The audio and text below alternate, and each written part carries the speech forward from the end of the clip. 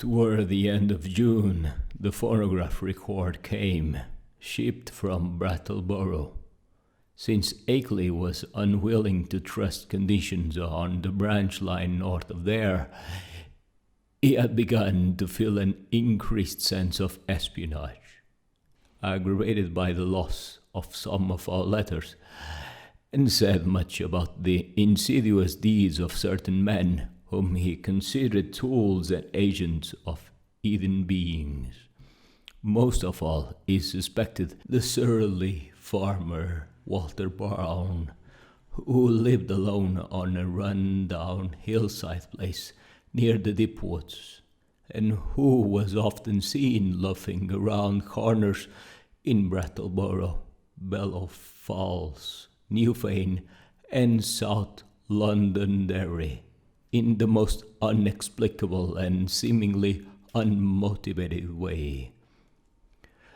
Brown's voice, he felt convinced, was one of those he had overheard on a certain occasion in a very terrible conversation, and he had once found a footprint or clawprint near Brown's house, which might possess the most ominous significance.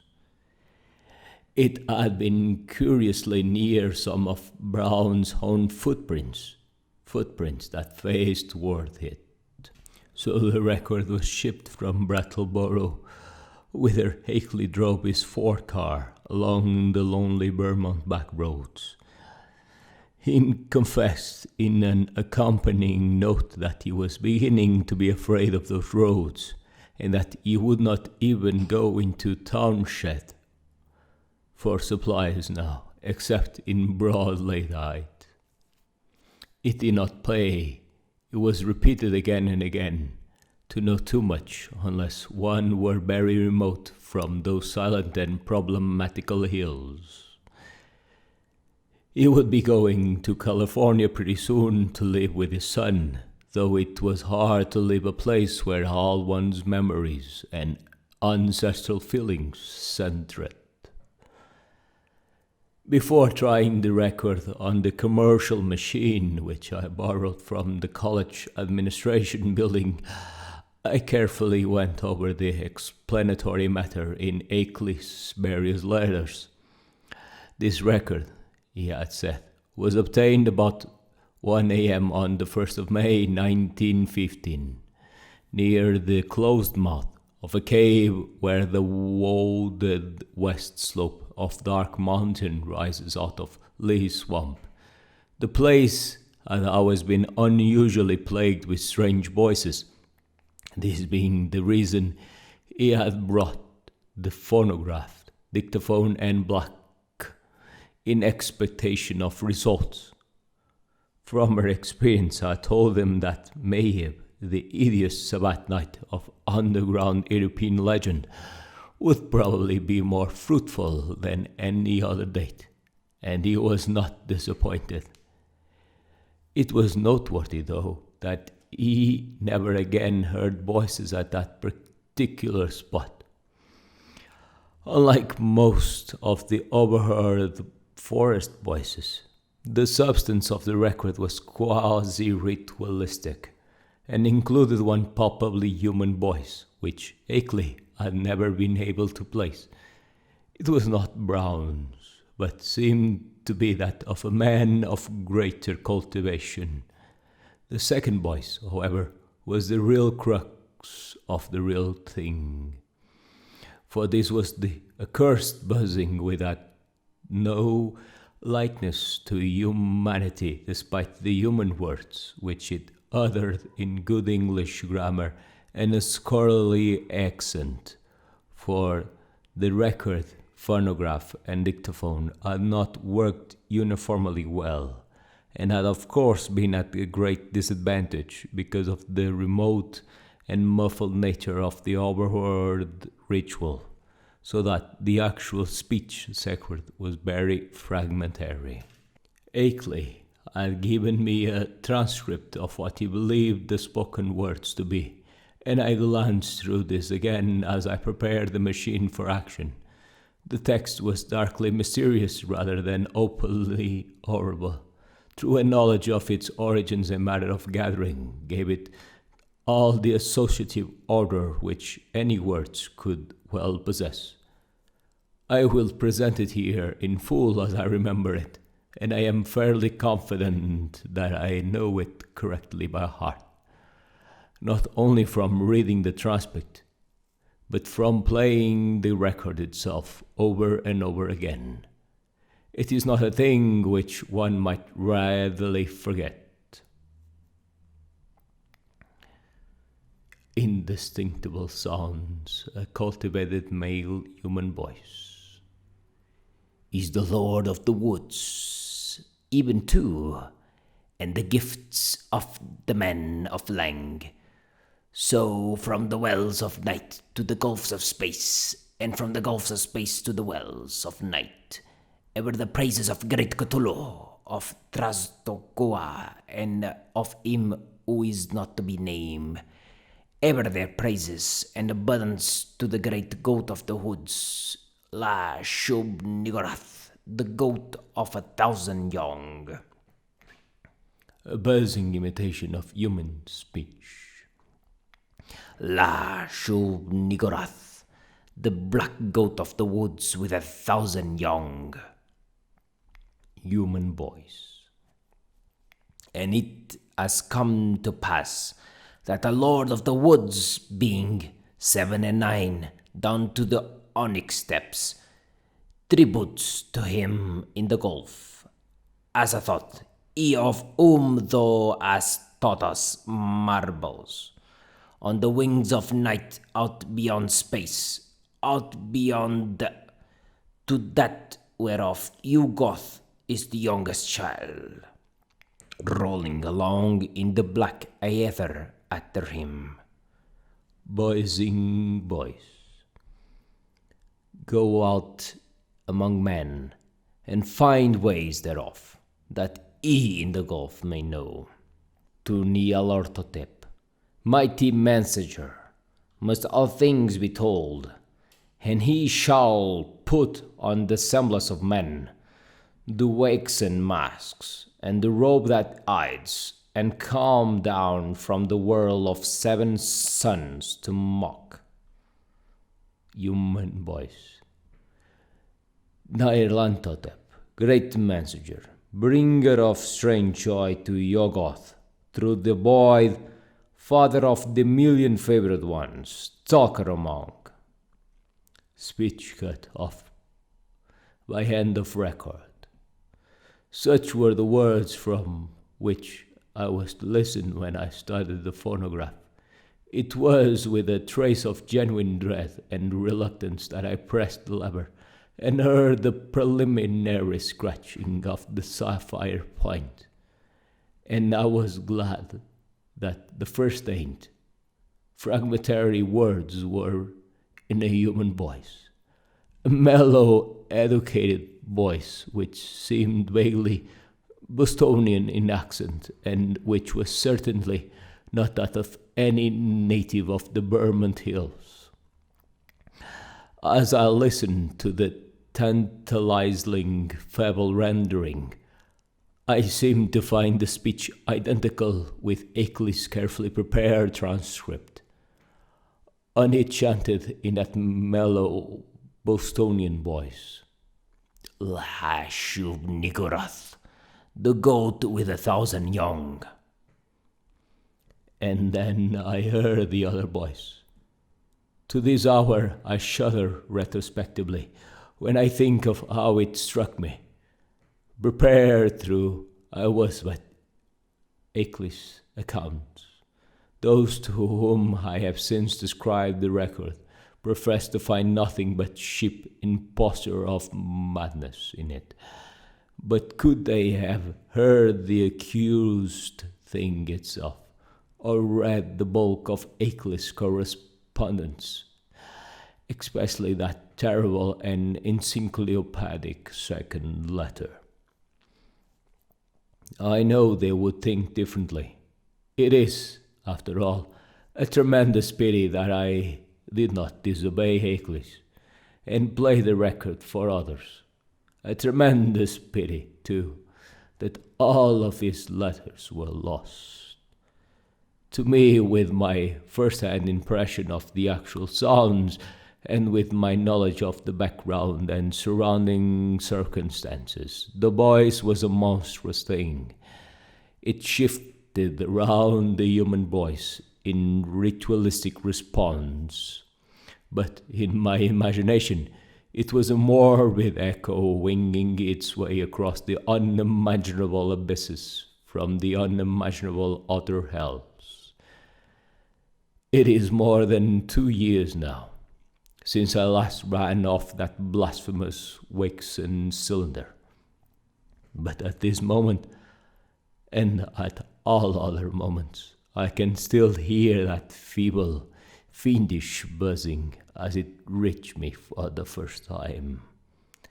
La Shub Niggurath, the black goat of the woods with 1,000 young.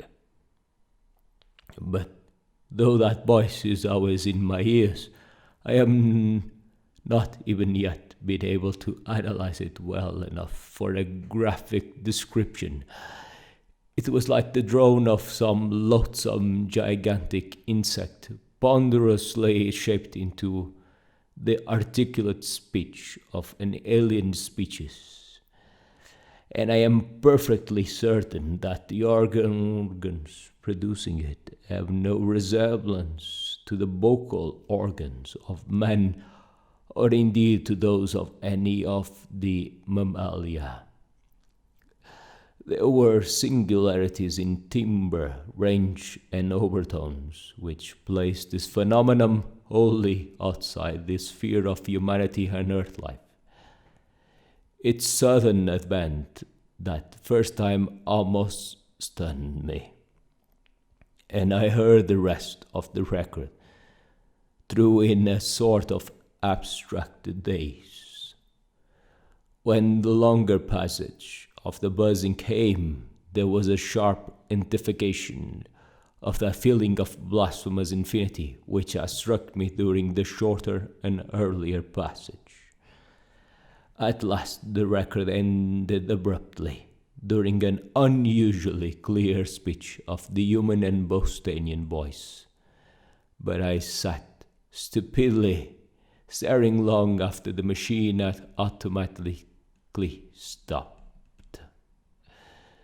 I hardly need to say that I gave that shocking record many another playing, and that I made exhaustive attempts at analysis and comment in comparing notes with Hakeley.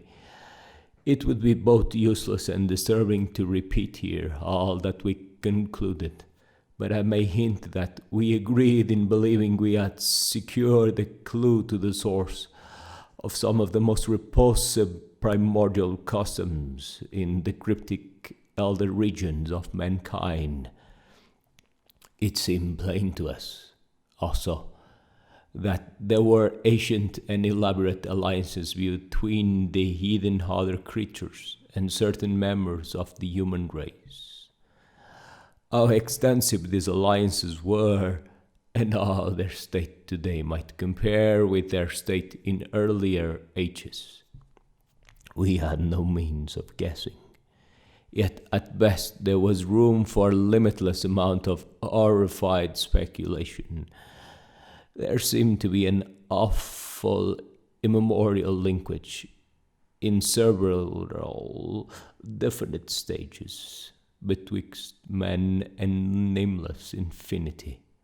The blasphemies which appeared unheard, it was hinted, came from the dark planet Yugoth, at the rim of the solar system, but it was itself merely the populous outpost of a frightful interstellar race, whose ultimate source must lie far outside even the Einsteinian spacetime continuum, our greatest known cosmos. Meanwhile, we continued to discuss the Black Stone and the best way of getting it to Arkham Ackley, deeming it inadvisable to have me visit him at the scene of his nightmare studies, For some reason or other, Ickley was afraid to trust the thing to any ordinary or expected transportation route.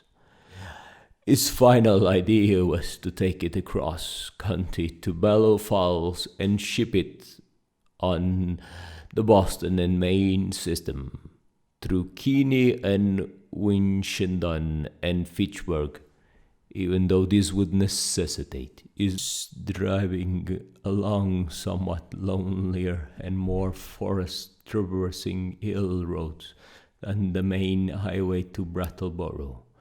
He said he had noticed a man around the express office at Brattleboro when he had sent the phonograph record, whose actions and expression had been far from reassuring. This man had seemed too anxious to talk with the clerks and had taken the train on which the record was shipped. Hakeley confessed that he had not felt strictly at ease about that record until he heard from me of its safe receipt. About this time, a second week in July, another letter of mine went astray, as I learned through an anxious communication from Hakeley. After that, he told me to address him no more at Thornshire, but to send all mail in care of the general delivery at Brattleboro, whither he would make frequent trips, either in his car or on the motor coach line which I lately replaced passenger service on the lagging branch railway. I could see that he was getting more and more anxious, for he went into much detail about the increased barking of the dogs on moonless nights, and about the flesh claw prints someone found in the road and in the mud at the back of his farmyard when morning came. Once he told me about a veritable army of prints drawn up in a line facing an equally thick and resolute line of dog tracks, and sent a loathsomely disturbing Kodak picture to prove it. That was after a night on which the dogs had outdone themselves in barking and howling. On the morning of Wednesday, July the 18th, I received a telegram from Bellow Falls in which Akeley said he was expressing the Black Stone over the BMM on train number 5508, leaving Bellow Falls at 12:15 p.m. Standard Time and due at the North Station in Boston at 4:12 p.m.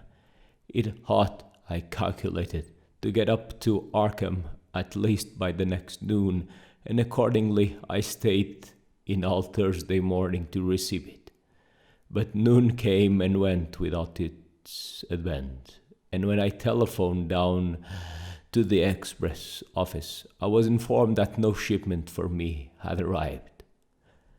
My next act, performed amidst a rowing alarm, was to give a long-distance call to the express agent at the Boston North Station, and I was scarcely surprised to learn that my consignment had not appeared. Train number 5508 had pulled in only 35 minutes late on the day before, and had contained no box addressed to me. The agent promised, however, to institute a search inquiry, and I ended the day by sending Akeley a night letter outlining the situation. With commendable promptness, a report came from the Boston office on the following afternoon, the agent telephoning as soon as he learned of the facts. It seemed that the railway express clerk on number 5508 had been able to call an incident which might have much bearing on my loss, an argument which a very curious-voiced man, lean, sandy, and rustic-looking, when the train was waiting at Keene, NH shortly after 1 o'clock standard time. The man, he said, was greatly excited about a heavy box which he claimed to expect, but which was neither on the train nor entered on the company books.